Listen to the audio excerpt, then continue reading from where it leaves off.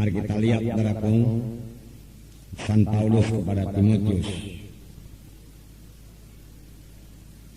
dalam 2 Timotius 1 ayat 6. Mari kita baca bersama-sama dalam 2 Timotius 1 ayat 6. Karena itulah kuperingatkan engkau untuk mengobarkan karunia Allah yang ada padamu oleh penumpangan tanganku atasmu. Sekali lagi, karena itulah kuperingatkan engkau untuk mengobarkan karunia Allah yang ada padamu oleh penumpangan tanganku atasmu. Kobarkan karunia Allah yang ada padamu. Praktekkan karunia Allah yang ada padamu.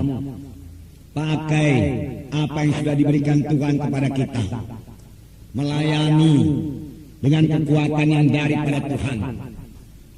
Mengasihi dengan kasih yang daripada Tuhan. Saudaraku, dengan demikian apa yang sudah diberikan Tuhan itu bisa bertambah-tambah dalam kita. Kalau kita tidak mengobarkannya, saudaraku, apa yang ada pada kita ini pun diambil daripada kita. Jadi, saudaraku, kehidupan rohani kita tidak boleh merosot. Pelayanan kita pun tidak boleh merosot. Paulus mengingatkan Timotius supaya dia mengkobarkan karunia Tuhan itu yang ada padanya. Jadi tidak pasif saja dengan berkata, haleluya Tuhan, terpujilah namamu Tuhan Yesus, aku sedang kau karuniakan karuniamu Tuhan untuk melayani. Puji Tuhan. Tidak sampai sedemikian saja. Kita harus menghidupkan karunia Tuhan dalam kita. Kalau kita sudah mulai perhatikan tangan saudaraku dan orang yang kita letakkan tangan itu sembuh saudaraku, mari langsungkan lagi bertambah-tambah.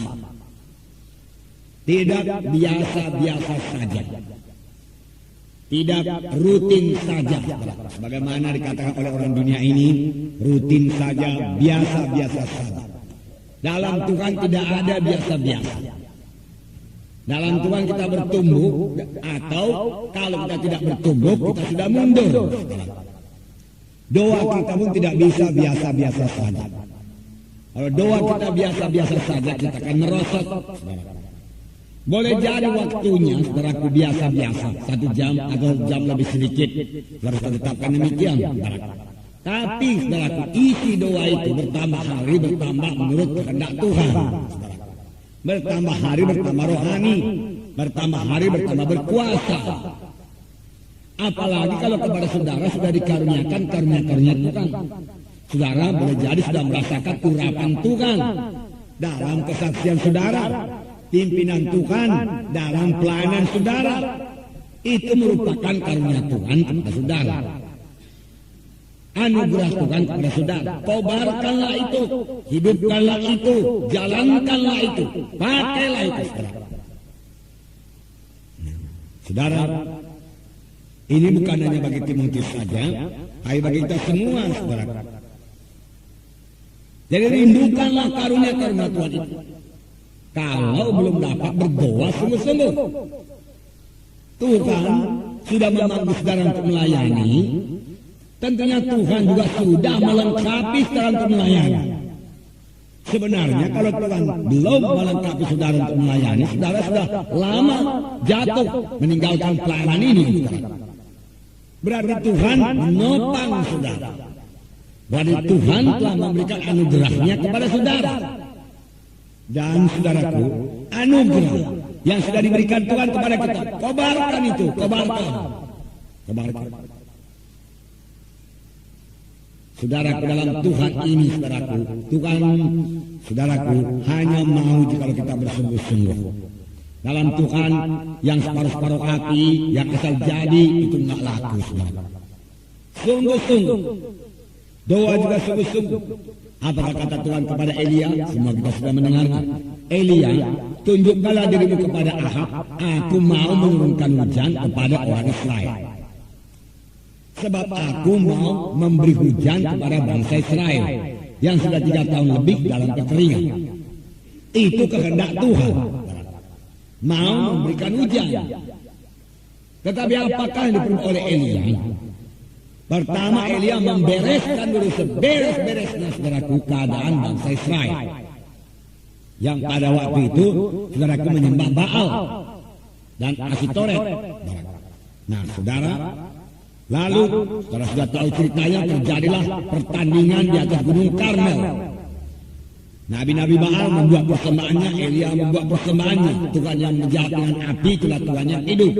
Nyatanya, saudaraku, tidak ada api turun menyambar persembahan dari nabi-nabi Baal ini yang 850 orang jumlahnya. Api tidak turun, walaupun mereka menyiksa dirinya. Tapi ketika Elia memperbaiki mesbah Tuhan, saudara, dan menaruh persembahannya di atas mesbah itu, kemudian menyiramnya dengan air sebanyak-banyaknya, walaupun air sangat sulit waktu itu, saudaraku, karena hujan sudah 3 tahun tidak turun, mereka mempersembahkan air juga kepada Tuhan, saudaraku, lalu hujan turun, saudaraku. Nah, nanti kita dengar ceritanya, saudaraku. Nah, saudara, kemudian Elia berdoa, Tuhan jawablah, dan Tuhan menjawab dengan api. Segera menghanguskan persembahan Elia dan air itu semua kering. Lalu bangsa Israel bertobat dan kembali kepada Tuhan. Hua itulah Allah, Hua itulah Allah. Dan Elia berkata, tangkaplah Nabi Baal, Nabi Mutan itu, bunuh semua. Dia katakan, lalu mereka dibunuh semua. Sudah, otomatis hujan turun, saudaraku? Tidak. Ini yang perlu kita perhatikan. Otomatiskah saudaraku karunia Tuhan terus bekerja kepada kita? Tidak. Sering saudara dengar paman berkata, bayar harganya. You have to pay the price. You must pay the price. Apakah diperbuat oleh Elia? Saudaraku, Elia berdoa. Setelah selesai pertempuran itu, saudaraku, dia menang. Nabi-nabi Baal dibunuh semua, dan dia berdoa dengan mukanya di antara kedua lututnya. Mohon supaya Tuhan menggenapi janjinya. Tuhan memang sudah berkata, aku mau menurunkan hujan. Mengapa tidak turun saja hujan? Nyatanya tidak. Elia berdoa, sungguh-sungguh dia berdoa. Selesai dia berdoa, dia suruh hambanya, lihatlah ke arah laut. Apakah hujan sudah turun? Saudara, hambanya tidak punya kerinduan rohani, tidak punya beban apa-apa, saudaraku. Seenaknya saja melihat ke laut, saudaraku, dan dia pulang bawa berita, tidak ada apa-apa ya. Tidak punya beban. Saudaraku, yang melayani ini harus punya beban, mengasihi jiwa-jiwa. Lihatlah apa yang dikatakan Tuhan Yesus. Ketika Yesus melihat orang banyak itu, tergeraklah hatinya oleh belas kasihan. Karena mereka sebagai domba-domba yang tidak bergembala. Ketika melihat orang sakit kusta yang berseru kepadanya, Yesus, kalau engkau mau, engkau sanggup mentahirkan hamba. Tergeraklah hati Yesus oleh belas kasihan. Inilah hati Yesus, saudara. Masih banyak lagi dikatakan tergeraklah hatinya oleh belas kasihan. Perempuan bukan perempuan. Orang Samaria yang baik hati itu, saudaraku, melihat orang yang disambung itu, setelah dia lihat orang itu disambung dan hampir mati, tergeraklah hatinya oleh belas kasihan, dan dia melayani. Hati yang seperti ini harus kita miliki. Kalau tidak, saudaraku, berat kita rasa melayani ini. Karena tidak ada yang memuji kita, kerap kali juga tidak ada yang melihat kita, yang memang sebenarnya pun tidak perlu kita lihat orang. Yang perlu kita sampai kepada maksud Tuhan, kita sampai kepada panggilan Tuhan. Kita melayani dengan segenap hati kita. Kita mengasihi Tuhan, mengasihi jiwa-jiwa itu. Kita mau jiwa-jiwa itu sampai kepada panggilan Tuhan, sampai kepada maksud Tuhan.